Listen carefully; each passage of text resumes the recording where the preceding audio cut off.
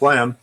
Right. Hey, welcome everyone to Small Business USA and our Ask the Expert call with Ed Drozda. He is more affectionately known as the Small Business Doctor.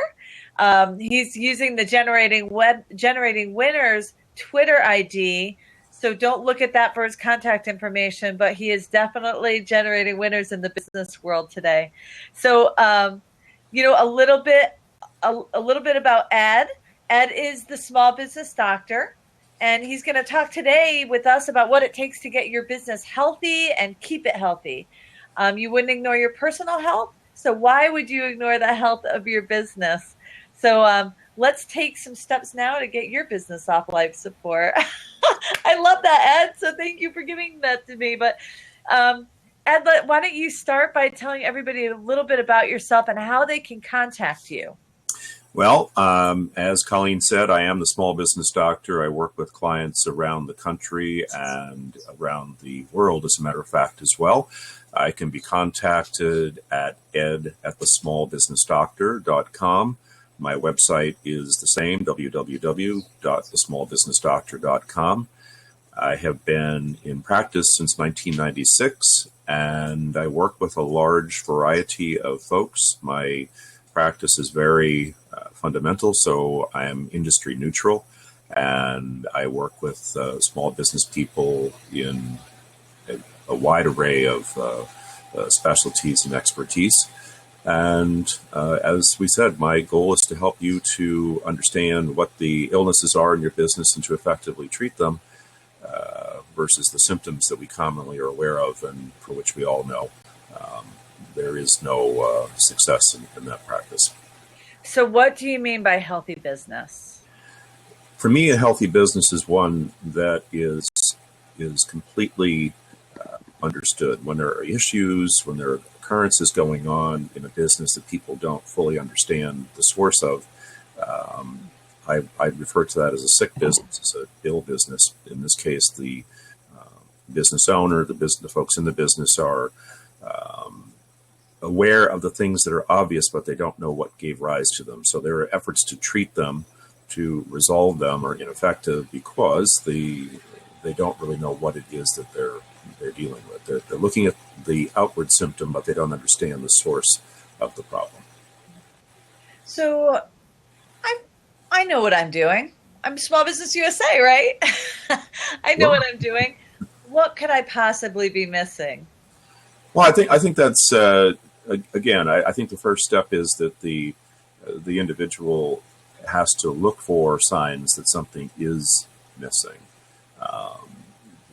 Again, as I say, the symptoms are that which is apparent. So, for example, my sales are not what I expected them to be. My cash flow is not what I expected it to be. I'm getting bad reports back on my customer service or on my retail staff and so on and so forth. These are symptoms. It's not necessarily, obviously that is just the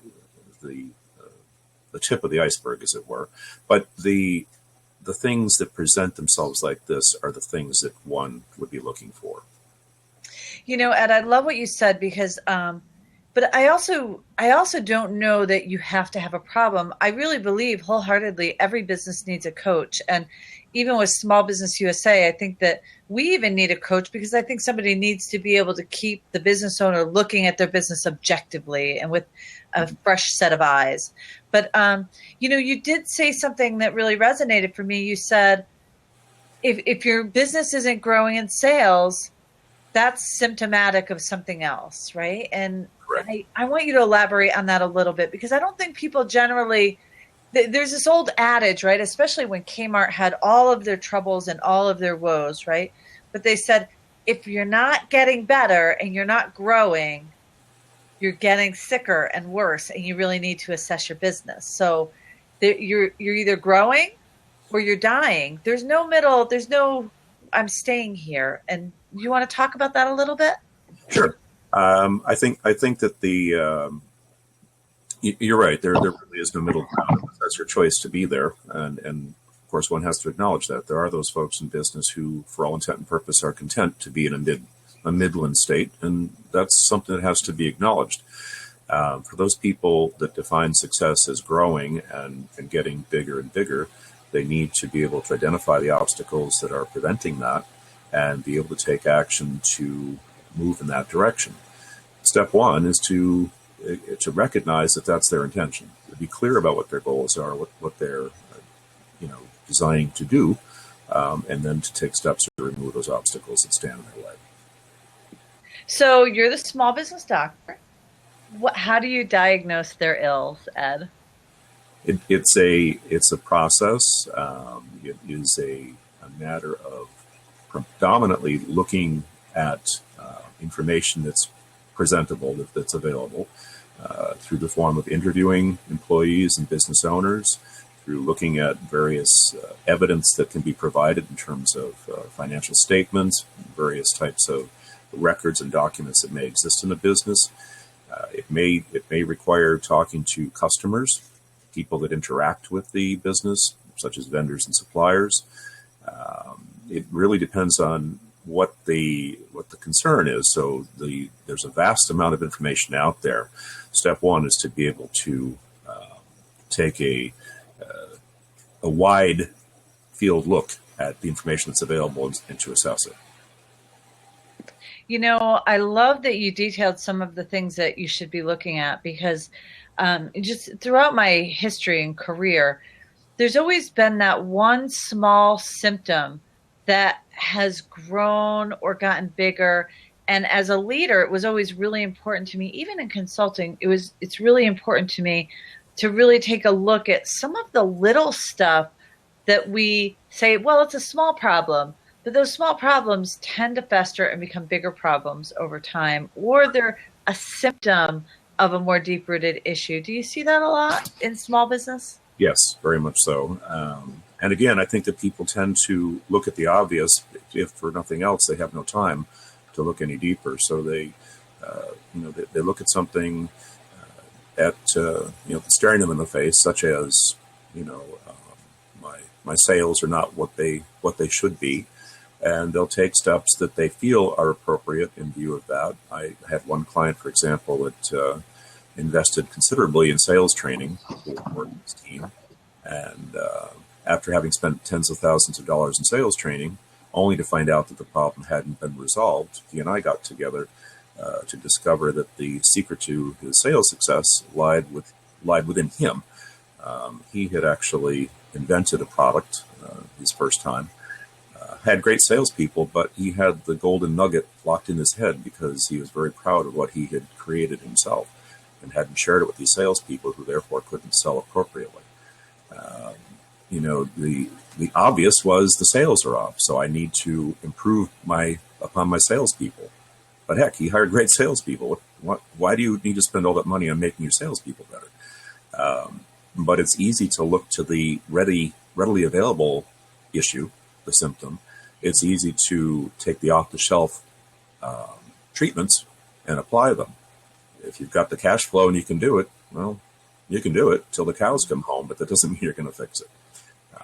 One of the quotes I put out on the newsletter today, I don't know if you saw that, but it was really about how business owners are they don't want to spend money, but they'll readily spend money throwing money at a marketing problem or an issue and say, okay, well, I don't have customers, therefore I need to throw more money at it. And I think that's one of those places that business owners waste the most money, because if they don't have a real well-rounded business, it's not going to do anything. You can spend all the money in the world, but it's going to land in somebody's recycling bin.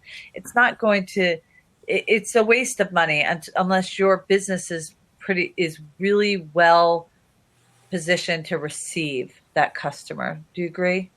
Absolutely. I think that the idea of, as you say, throwing money at a problem is, again, it's the reason why I do what I do, is because people are inclined to throw money at the problem without understanding what the problem really is. Yeah. That money is often ill spent, or as you say, it might be just a part of the issue, and it might make them feel better, but it doesn't resolve their issue. So you go in there and you dig deep, you peel the onion back, you really look at what's happening inside the organization, looking at their books. How disruptive and costly is it to figure out if a business is ill? It's important to note first that people will make contact when they have gotten to a state where they realize that there's nothing they can do. They've tried everything they know to do, and they realize they must do something. So when people get to this point, they've already committed to the fact that something has to change. And if something doesn't change, they're in serious trouble. The process needn't have to be exceptionally lengthy or costly. It really is a question of just how readily available and how open they are to dealing with what's going on. So when the very difficult questions are posed, if they're prepared to answer them, and occasionally, not occasionally, but often, to look at themselves and go, shame on me, they'll be more readily available to an answer than if they hold back and, shy away from the hard questions that will necessarily be posed. Ed, one thing that I love about you is what you bring to Small Business USA. And, Small Business USA is a business it takes those business owners who are new, they've stalled, but they're just ready to fly. They're ready to bring their business to the next level, and they just don't necessarily know how. And I think what you bring is that real beginning phase of that business owner. I mean, you're so well-rounded as a consultant anyway and as an advisor anyway. But I think one thing that you do that's really special is you help them not make those same problems again. So you're really a great introduction. If a business is in trouble, you're a great introduction to our organization because you really help them dig in and solve those problems early. And then then your collaboration with us, we work together to help them grow and move forward after they've gotten those deep-seated issues. Right. But let me ask you this. How does a business owner know when they've successfully solved that problem? A business owner will understand when they've successfully solved a problem because the approach that I take, which is a collaborative approach, obviously, will provide them the certain knowledge of what is going on and will provide them with the clarity of their own ability to deal with that. Once you understand what is wrong, once you truly understand the source of your issue, then you can take decisive action to remedy that. And I really can't say it any more clearly than to tell you that people, those light bulb moments when they go, oh, that's why it's like that. That's what I was missing. When they've got that, they're, rest assured, quite content and knowledgeable in the fact that they can go forward and they can put this behind them. Yeah, I love that. There is something about having peeled back the onion, really knowing where your business is and having your arms around that really brings you peace and eliminates stress, I think. Yeah, absolutely. I think that one of the things that I have discovered, and I've mentioned this word before, fundamental, my practice is very fundamental. Everybody thinks that the answers have to be complicated and they have to be found in these various gyrations and things that are complex and only a technical expert can execute them. The truth is that so many things are very simplistic, and it's the very simple stuff that's overlooked the most. And when I say fundamental, I help people get back to that simplistic stuff and realize that the answers are very obvious, but they've chosen to look at it from a more complex perspective, and they've wasted a lot of time, energy, and money in trying to find this far-out plan to fix their issue, when if they would just simply stop, take a deep breath, figure out what is truly wrong, they might say, gee, that isn't so difficult to deal with after all. Right. If you could sum up what you think are the biggest problems that you see when you're helping a business owner kind of peel back the onion, what are the 3 biggest opportunities that you see with small business owners? I realize that one of the biggest things is that the people business owners need to get out of their own way. They need to get out of their own head and look at their business as an entity which they serve, which in turn serves them. Taking the the ownership away and looking at the business as a standalone entity and realizing that their efforts will be returned to them by taking good care of that business is very important. So I think that people, one of the greatest opportunities is for people to realize that their greatest potential lies in their ability to step back and look at their business objectively. Okay, this is something that really is difficult for people to get their arms around. It might sound soft and squishy, and you know what? You can call it that if you want, but the reality is these are the very basic things that make business people more successful. And I've seen this repeatedly. You know, for us at Small Business USA, we kind of cycle through some things and through some topics. And so obviously going mid-March, the month before taxes are due, we're talking about taxes a lot and finance. And then our intention for the month after that is to really dig into margins. And, just to add on to a point that you made, one thing, business owners go out there and do what they love. And one thing that I see so often is they forget that they have to make money on it. And they get really excited by the sales that they're generating and don't look at the margin that they're generating. And do you see a full awareness around the financial ownership of a business owner, and that they're doing what they love and not necessarily thinking about that financial implication or reward? I have to tell you, I think it's an individual thing. It's hard to make a blanket statement about that. There are again some people who really are in it for the passion. They're in it for the for that which they get out of it, and it's not necessarily financial. And I think it's important to recognize that for some people that's perfectly okay. Now, while generally speaking, one can say that we're in business to make money, we have to acknowledge there are people, and they have to be accepted for that that's not their primary goal. So right. It's hard to answer your question in a blanket statement. I have seen people who need and want to make money who are caught up in the passion and are not engaged in the business of making money. But I've also seen people who thought they were concerned about that, who really were not so concerned about it and were illuminated when they said, crap, I really don't care about that. I'm just happy to do what I'm doing. So it really is it's a mixture. There's a lot of different kinds of people out there. That's awesome. Hey, I just got a question from a member. I'm sorry to be looking down. I just got a question from a member asking, what is the biggest mistake business owners make when analyzing their business? I think that the biggest mistake that I've seen is that people assume that which is obvious is the problem.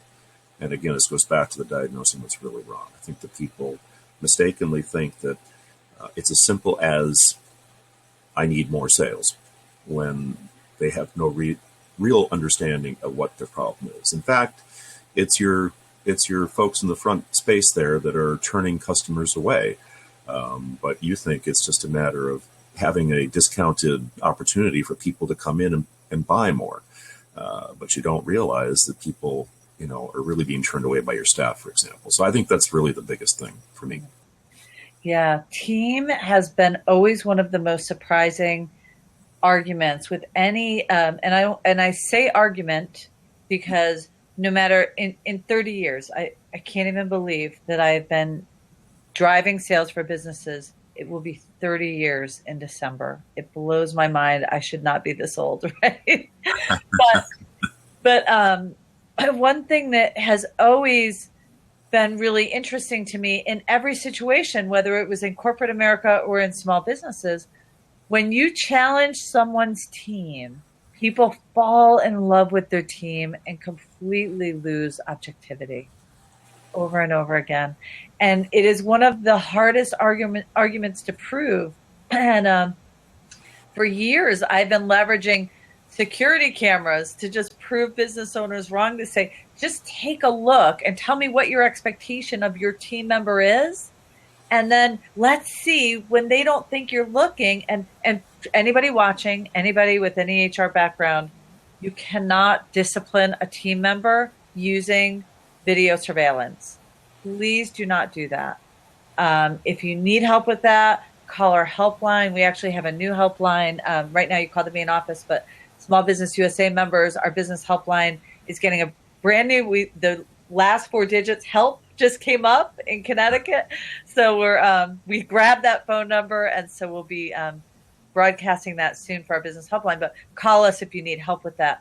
But it is remarkable. You see the business owner's face and they look at that employee who they love, who they swear is their best employee. And you show that video surveillance of that person being rude or ignoring or scowling, and they just can't even believe it. So you have to really keep an open mind with team.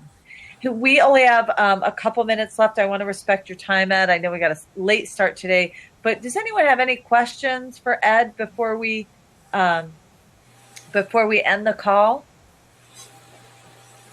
I see Brian Short joined. I know Brian is always good for a question. But, I think there's so many opportunities to look at your business through a different light. So, Ed, while we're waiting for any questions, if any more come up, can you just share again how to get a hold of you and what your business is? Sure. My business is called E&D Associates. I'm the small business doctor. I can be reached via email, excuse me, at ed@thesmallbusinessdoctor.com. And my website is www.thesmallbusinessdoctor.com. My phone number, 508-695-2146. Can't type that fast. But I put that in the side there for anyone. And we will be resending out this broadcast because, Ed, I think you brought some great ideas to know. Anybody who joined late, you can watch us on our expert page of smallbusinessus.com. And we'll resend this broadcast out to our mailing list because I know a lot of people were on earlier that missed the beginning. But please don't hesitate to reach out to Ed. He's an amazing guy. It's worth it to have a conversation with him and see if this is a great fit for you.